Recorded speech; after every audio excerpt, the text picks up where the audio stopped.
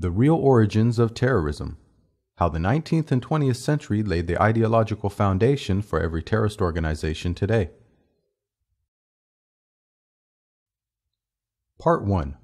Breaking the Moral High Ground and Exposing the Propaganda War Machine. How did terrorism get injected into Islam? This is a question that is asked by military leaders, politicians, and Muslims alike. Now, the purpose of these next few videos will be to show that the ideology of terrorism was foreign to Islam and was only introduced to the Muslim world over the past century. Terrorism, as defined by the Oxford Dictionary, is the unlawful use of violence and intimidation, especially against civilians, in the pursuit of political aims. Now, even though to most this might appear to be a perfectly fine definition, but what we've witnessed over the years is that the term terrorism or terrorist has been vague enough to be exploited by just and oppressive nations alike. So a better definition would be any person or group who purposely targets innocent civilians for political or ideological ends. And the important point to focus on is innocent civilians, because many times the media will blur the lines between what is considered a civilian and an armed soldier. Which, if that were the case, then every nation that took part in the major wars of the past century would then be guilty of terrorism. But even when that is the case, we've seen many incidents where leaders and governments have completely removed the concept of morality from their conflicts. This concept cannot be clearer than what happened during World War II, where the Allied forces and Nazi Germany both purposely targeted civilian populations during the war. So the Allied nations, for instance, targeted the cities of Hamburg and Dresden, dropping thousands of bombs over the course of just a few years, killing a total of 67,000 civilians. And let us not forget the US bombing of Hiroshima and Nagasaki, which with only 2 atomic bombs killed at least 130,000 civilians. The Nazis, on the other hand, have many examples of this, the most famous of which came to be known as the Blitz, where from 1940 to 1941, the Nazis bombed mercilessly the city of London, which destroyed an estimated 1 million homes and killed a total of 40,000 civilians. And just for context, here's a map taken from bombsite.org, where they provide a red dot to indicate each area in London that was hit during the bombing campaign by the Nazis. So here we're zoomed into Buckingham Palace. And then when we zoom out a little bit, we see how close each bomb was in the city block or vicinity. And then when we zoom out completely, we begin to understand just how devastating the bombing campaign really was.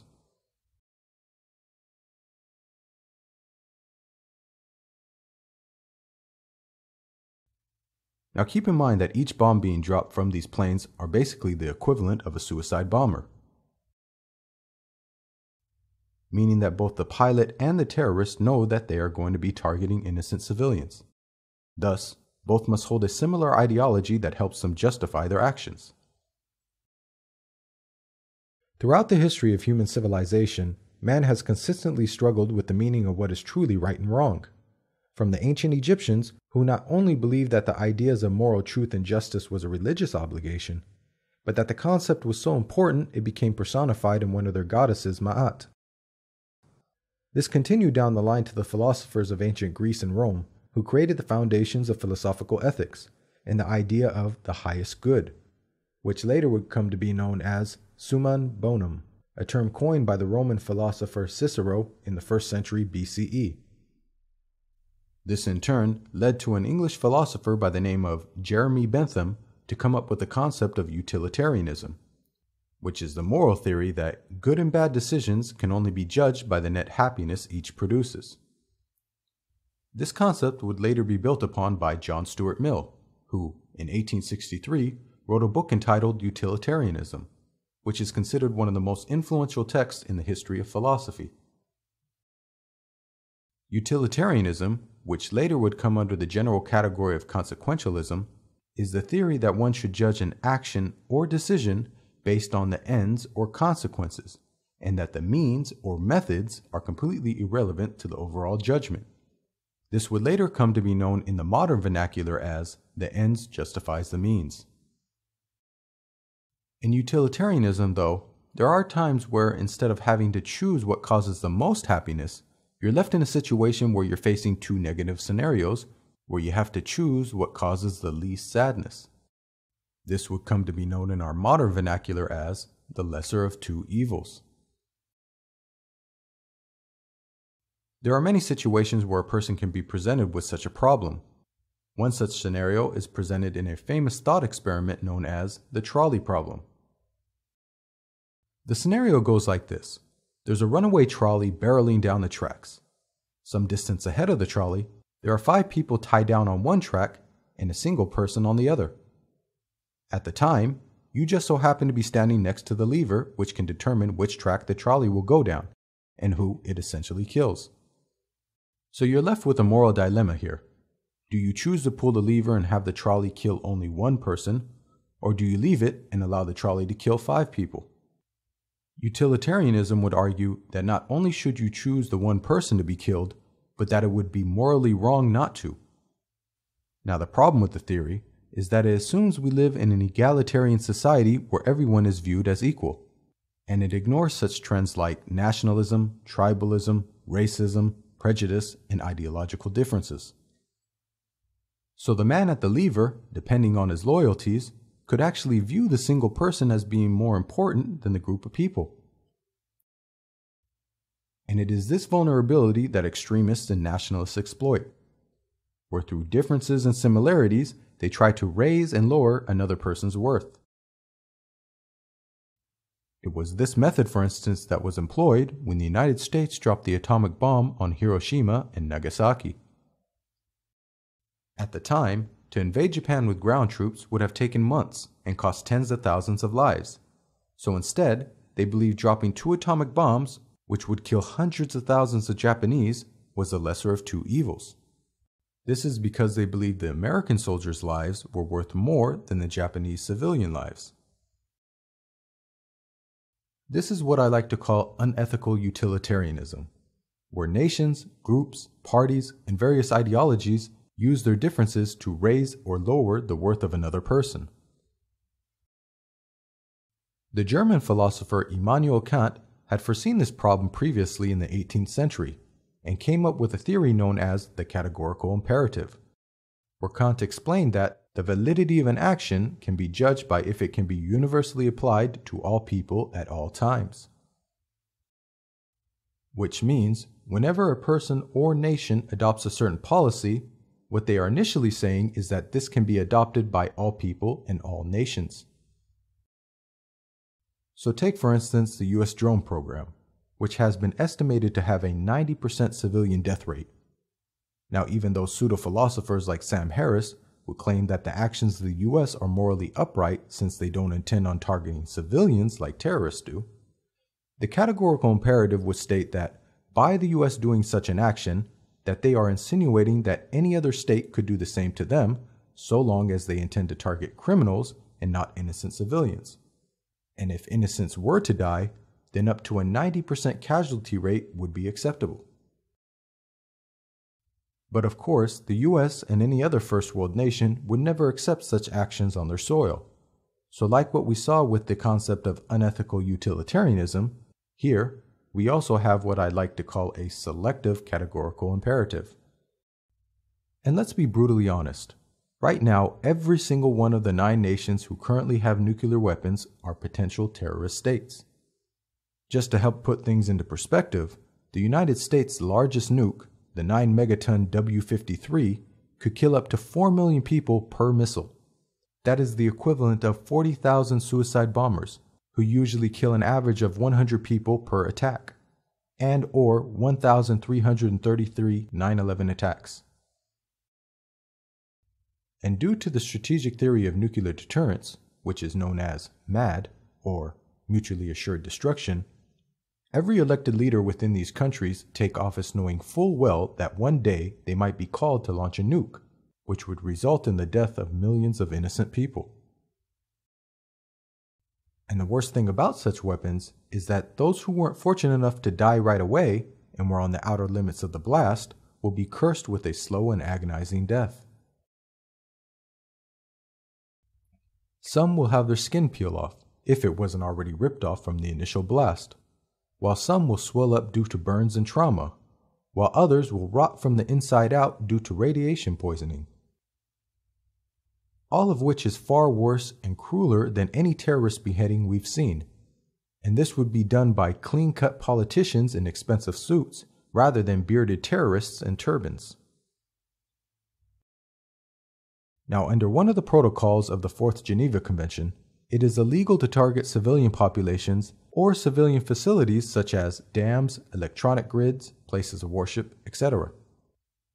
In military doctrine, and specifically nuclear warfare, these are known as counter-value targets. The term value here is used because you're threatening something of personal value instead of strategic or military value to your enemy. Counter-force targets, on the other hand, are any and all people, objects, and facilities connected with the military. And anything that falls under this category is 100% a valid target under international law. The scary thing is, even though counter-value targets are illegal in theory, every Western nation reserves the right to use such targeting if nuclear warfare were to ever break out. Especially in terms of second strike retaliation, meaning that if any nation had employed counter-value tactics and targeted their cities, the nation would respond in the same manner. And people seem to forget that the United States and the Soviet Union on a number of occasions almost had an all-out nuclear war, one in which civilian and military targets would all be considered one and the same. And since the beginning of the Cold War in the 1950s, it's almost as if the rest of the world had been held hostage as these two nations battle it out for power. Most of which were done using satellite states, which started in Europe, but then quickly moved down to third world countries in Africa, the Middle East, and Southeast Asia. And even though the Cold War had officially ended in 1991, the US and other nuclear nations like Russia and China still continue to compete for influence throughout the globe.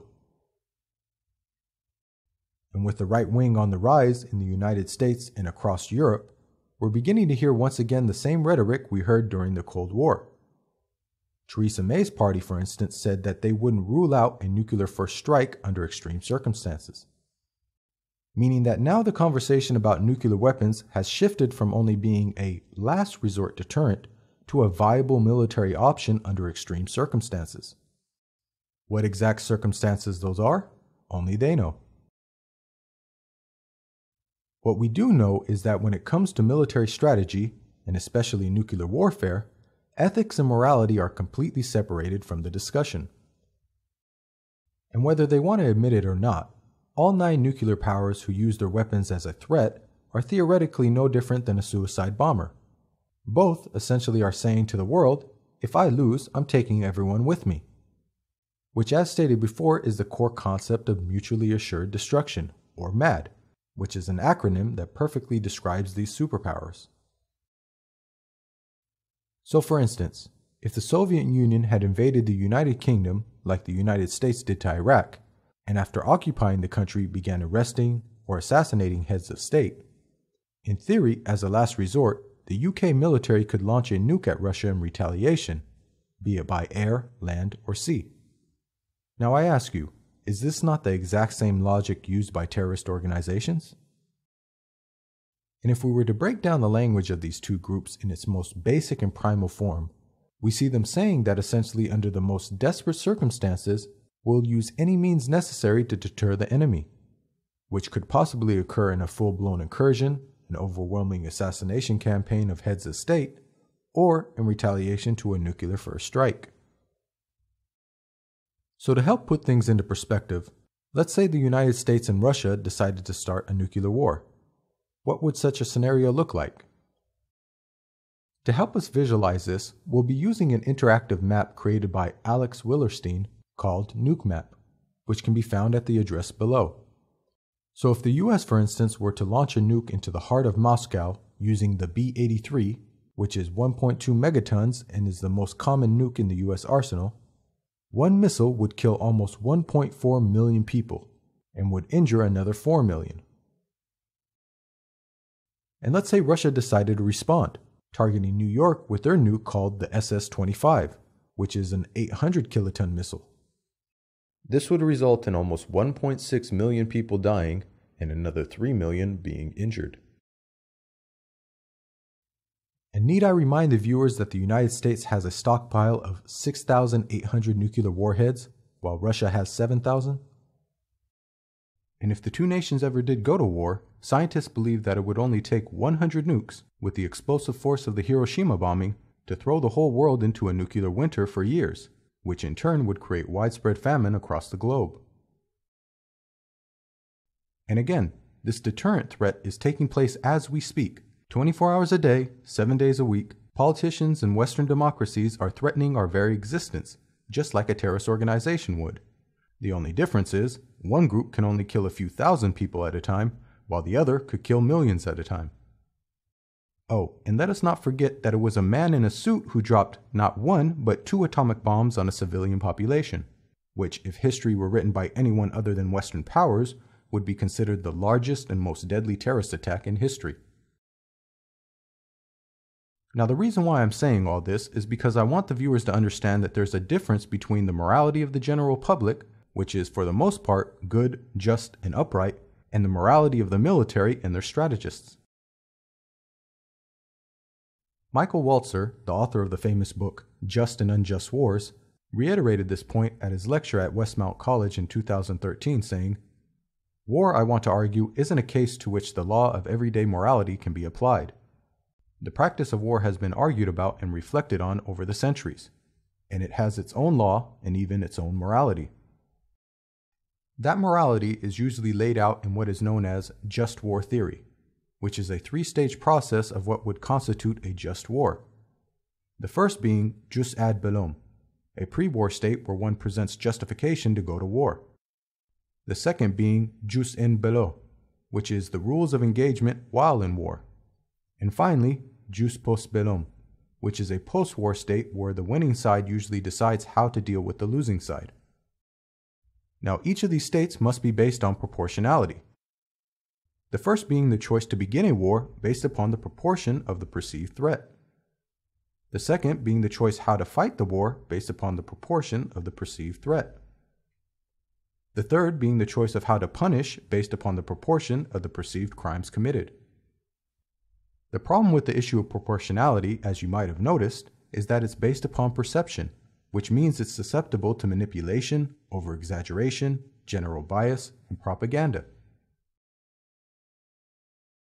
Now, just war theory is utilitarian at its core, but instead of one decision between 2 choices, as we saw with the trolley problem mentioned before, we have 2 decisions between 4 problems.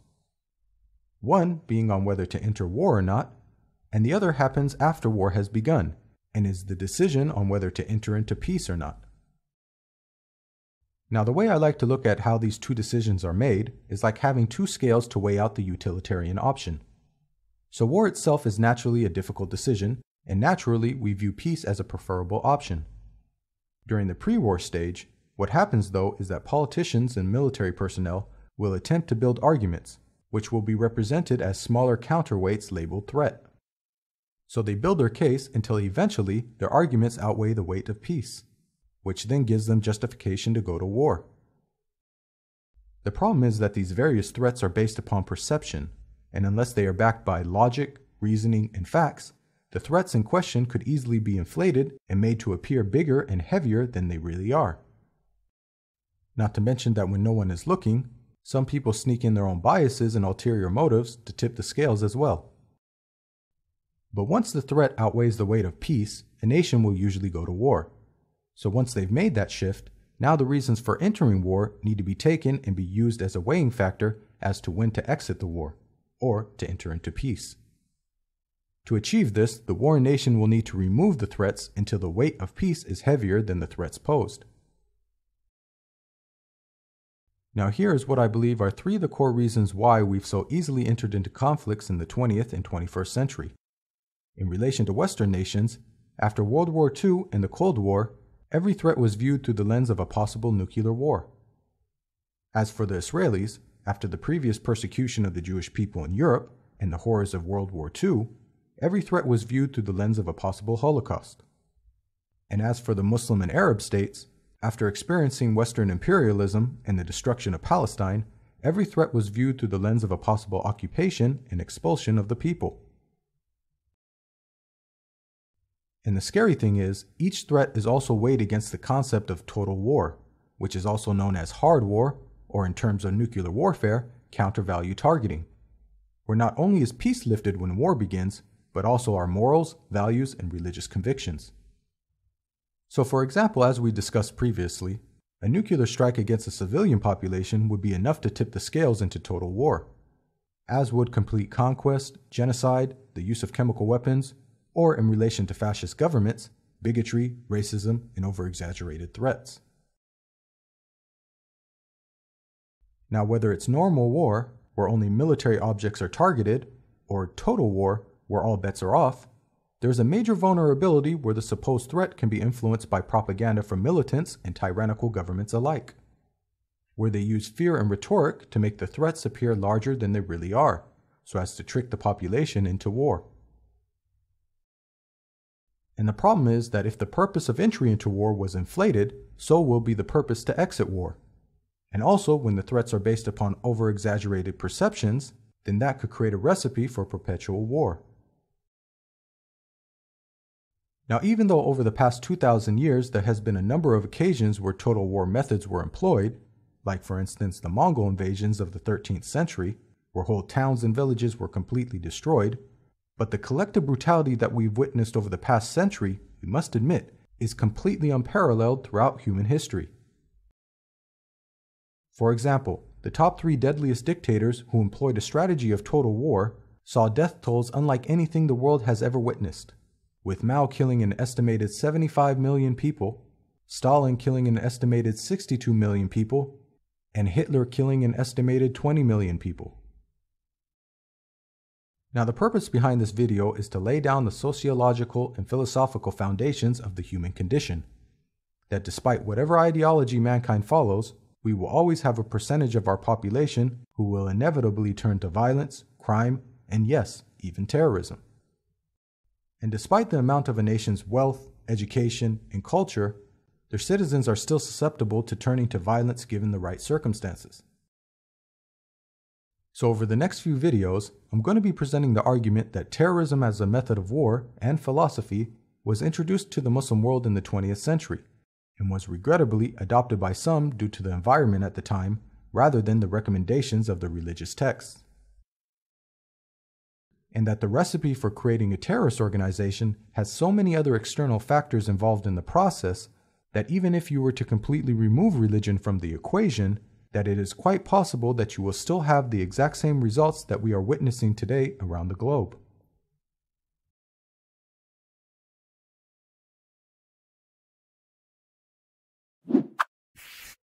Written and produced by Simply Seerah.